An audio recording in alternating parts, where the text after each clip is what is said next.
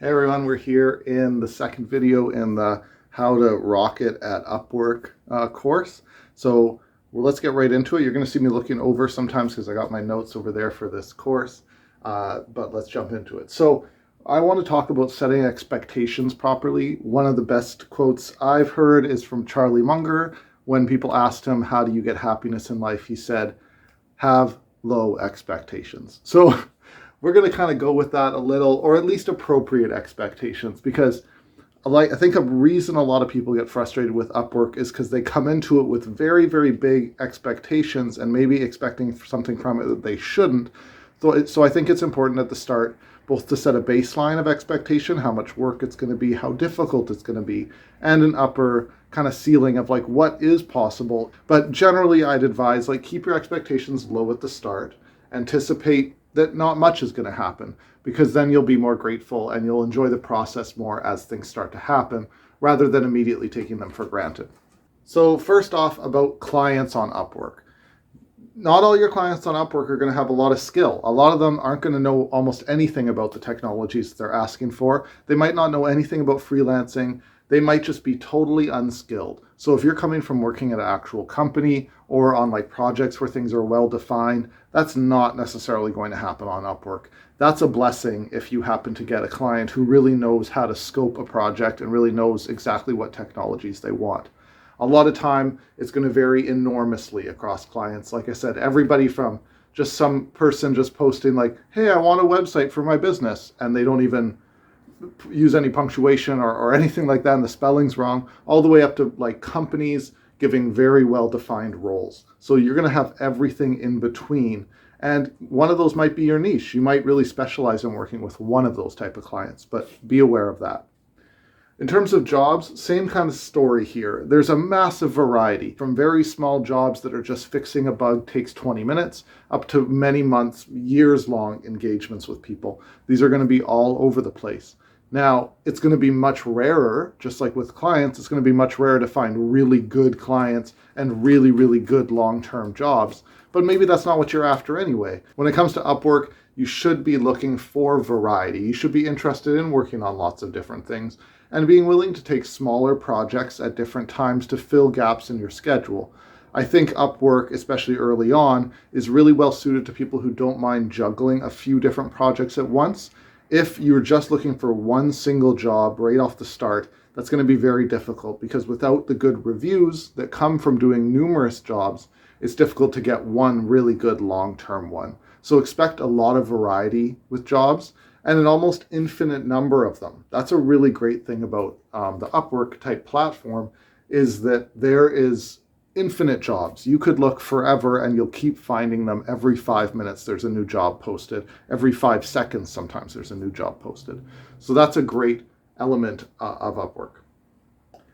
In terms of your own learning when it comes to Upwork, be prepared to learn a lot of new skills. You're probably not going to know everything off the bat. If you come into Upwork thinking that you should already know everything that your client's going to ask for, that's not quite the right mindset. Upwork is a place where the base of your skills and your basic ability to learn, if you're flexible enough, is going to serve you really well.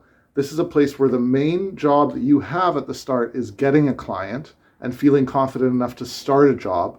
And then how confident are you in continuing to learn? What most clients will really like from a freelancer on Upwork isn't necessarily someone who just has all the skills right off the bat, but someone who's really able to be flexible, learn, pivot, add a new skill, recommend something to them. That's going to serve you better on Upwork than just coming in with one skill set and trying to just not have to learn anything and find a job that suits you right away. That's going to be more difficult. None of this is impossible, but in my experience, that's where your expectations should be, that you're going to be learning a lot and hitting new skills often. So a big topic about Upwork is rates. How much money can you make? What's the floor? What's the ceiling? People who are used to making a lot from their developer jobs get scared about having to compete with people who are in Pakistan or India or Eastern Europe who are charging a lot less. And that seems like a really tough thing. Now, I think rates can work for anyone across the board. If you're someone watching this in India or Pakistan, it's a great market for you to get in. And there's a lot of clients in other countries or in your own country that are looking for jobs from people that aren't going to charge a lot. But if you're also someone who's watching this from a country where you are used to charging a lot as a developer, there's great work for you too. Because a lot of clients know that hiring very inexpensive developers often leads to a product that isn't quite what they wanted, and are willing to pay more for someone that knows their culture, can really understand the idea that they're trying to get across, and where they're really paying for a higher quality product.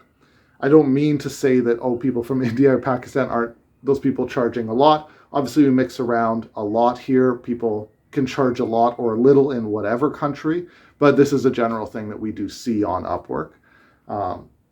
And we'll see that when we look at the client interface as well. And overall, I'd really encourage you to look at making money and rates on Upwork as a kind of game where you're just looking to increase it bit by bit over time as you become a more and more valuable freelancer. When you're getting so much work that you don't have time, increase your rate. When you get lots of offers, increase your rate. You need to find a kind of place where the work is just not quite enough, and then you lower the rate slightly and adjust your rate in different ways. We'll talk a lot about that, but just know that you're not stuck to offering low rates. You can have quite a good wage on Upwork, especially as you build a great reputation. And most of all, it's a game that you're playing. Competition on Upwork. This touches on the price thing. There is tons of competition. There are people from all over the world doing almost exactly what you're doing, trying to compete with you. Now, the other side of that is there's an almost infinite number of jobs. So really, the competition, this isn't a zero-sum game that we're playing. That is, this isn't a game where if you win, someone else loses, or if you lose, someone else wins. We're not fighting for all the same slice of the pie here. The pie is very large and constantly expanding. So yes, you will lose some jobs that you were really interested in, but there'll always be a lot more. So competition can be a concern. It should be a source of motivation for you to make the best profile and the best proposals that you possibly can. But you don't have to worry about everybody outcompeting you for a job, because there really are so many jobs out there. In terms of time commitment, how much time is Upwork going to take? So I've always treated it as a daily routine. It's going to take a while for you to build up your profile and get that first job and start to get the ball rolling to a point where it's actually a significant enough part of your income. And depending on your type of work ethic and how you like to work, you might prefer to just give that a week of super intense work. Or if you're more like me, you might just want to do a little bit every day.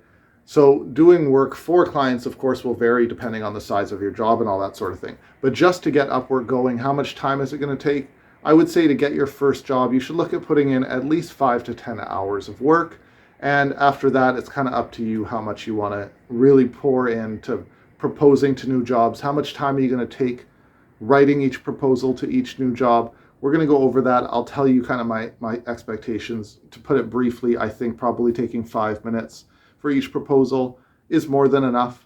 And I would usually do 3 or 4 in a day and just do that consistently, and eventually you're going to get results. So it's not an enormous time commitment, but upfront it does take some time. And as it gets going, you're going to get better and better at that.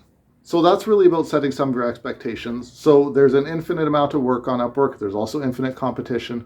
Rates are going to be a bit tricky at first. You're going to be charging not very much, but it is very possible to get good rates. And overall, the time commitment's manageable. Ultimately, this is like your own little small business, your own little side hustle, or whatever the kids say nowadays. Don't do that. This is your own little business, and however much time you want to put into it is what you'll get out. Now, I'm going to give you some tools in the other videos, how to manage clients, how to deal with all that, and hopefully it helps a lot. But let's go on to the next video.